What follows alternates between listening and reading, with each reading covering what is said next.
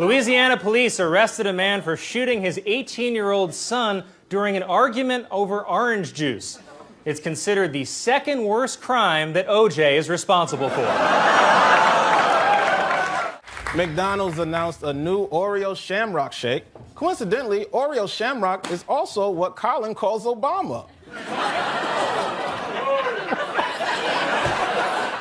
A new survey lists the best city to live in the country as Boise, Idaho, while the worst city was once again Rat Orgy, Delaware.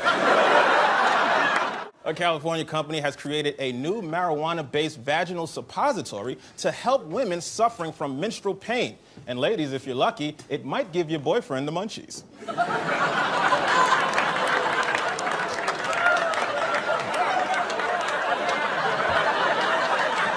Taco Bell is selling a strawberry Skittles Freeze made with Skittles candy. You know, Mexican food. Just like mi abuela used to make. A new report shows that Hurricane Florence was the wettest in history.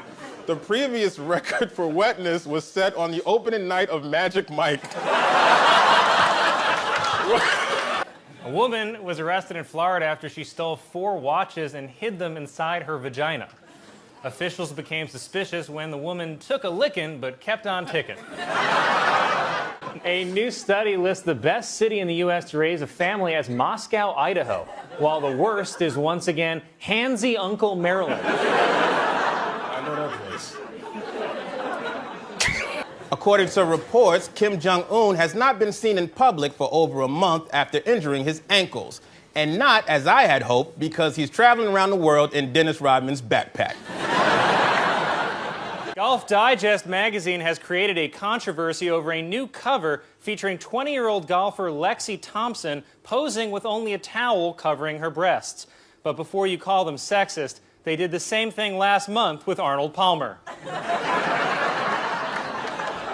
Military officials have announced that they will increase missions to train, advise, and assist troops in the African nation of Niger. The focus on Niger is viewed as a direct challenge to President Trump's autocorrect. A gay couple in Wisconsin says their landlord has threatened to evict them if they don't take down their gay pride flag. And it is truly shocking to me that in 2019, there are still gay people who haven't left Wisconsin. A man in New York State was trapped inside his car for 10 hours overnight when a plow covered his car in 4 feet of snow. Even more amazing, his wife believed that story. A candy store in Los Angeles has created a 440-pound peanut butter cup. It's called CeeLo.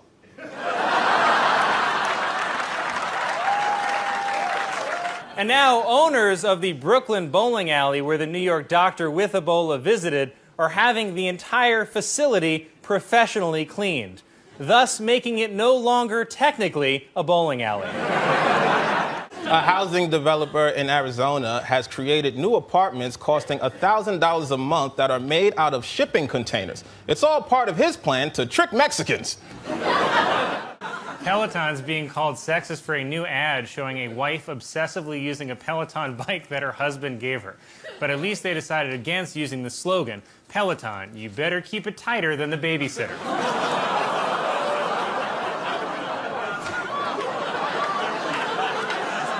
Elon Musk defended himself from allegations that he reportedly exposed himself to a flight attendant on his private jet, saying, quote, if I were inclined to engage in sexual harassment, this is unlikely to be the first time in my entire 30-year career that it comes to light.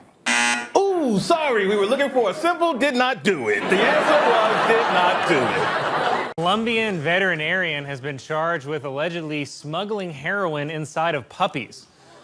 This according to the very dark sequel to The Secret Life of Pets. In an effort to draw attention to National Breast Cancer Awareness Month in Minnesota, more than 10,000 bras were hooked together and hung from a crane. Well, I do not want to know how Minnesota celebrates Black History Month.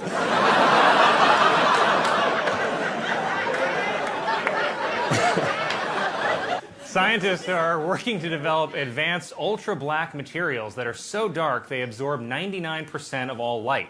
Oh, sure, but when I try to develop ultra-black material, I'm booed at the Apollo. The annual New York City taxi calendar has been released featuring pictures of topless cab drivers, while a calendar of Uber drivers is available on the sex offender registry.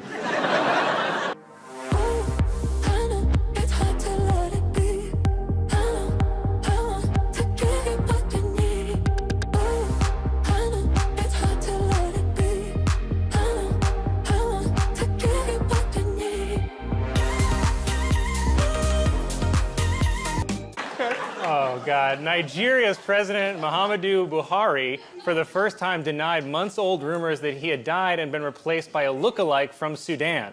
See, even Africans can't tell black people apart. First Lady Melania Trump, or as I've been calling her, sexy-ass Michael Jackson,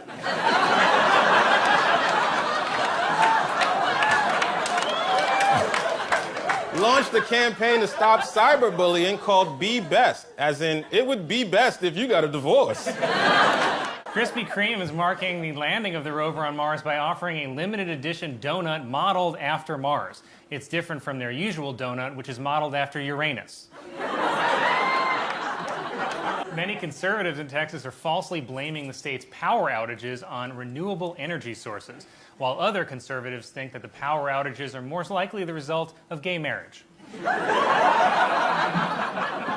A nail salon in Queens called Isis Nails has finally changed its name after suffering harassment from locals who thought the store was connected to the terrorist group.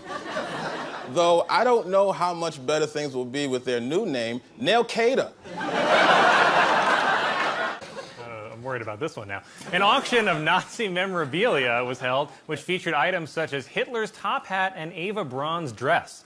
And it's tough to auction off Nazi memorabilia because everyone always looks like they're bidding. Thank you. Some applause. Wow. I liked it. Harvey Weinstein has reportedly beaten the coronavirus, but there's still a chance he could be contagious. At least that's what he's yelling to anyone who gets near him in the showers. A 2-year-old in South Carolina found a revolver in the car and ended up shooting his grandmother in the back, like a coward. Which, by the way, this would have never happened if the grandmother also had a gun. Republicans also released their tax plan this week, which explains why Paul Ryan's been rock hard since Thursday. A man in Arizona is claiming that he can relieve sinus pressure in his nose by masturbating. He first made the claim while police were removing him from the bus. Or this actual headline I read today, disabled chicken who survived weasel attack learning to walk thanks to custom wheelchair. Guys, just eat the chicken. In an unprecedented move that could cause lasting damage to the Supreme Court, a draft opinion was leaked, which indicates that they intend to overturn Roe v. Wade. So the court is usually careful, but they slipped up just this once, and now they've got to live with it forever. Wow. Sounds really unfair. The opinion was written by Justice Samuel Alito, and he bases his arguments on laws from the 1600s. So it's an outdated opinion from an angry 70-year-old. This shouldn't be a Supreme Court decision. It should just be a Facebook post. The opinion also seems like it was written in a weird conservative bubble. Here's how you know. He quotes his own colleague, Brett Kavanaugh, 6 times, one for each beer in the pack. He even cites Kavanaugh on civil rights, which is like citing Amber Heard on how to make a bed.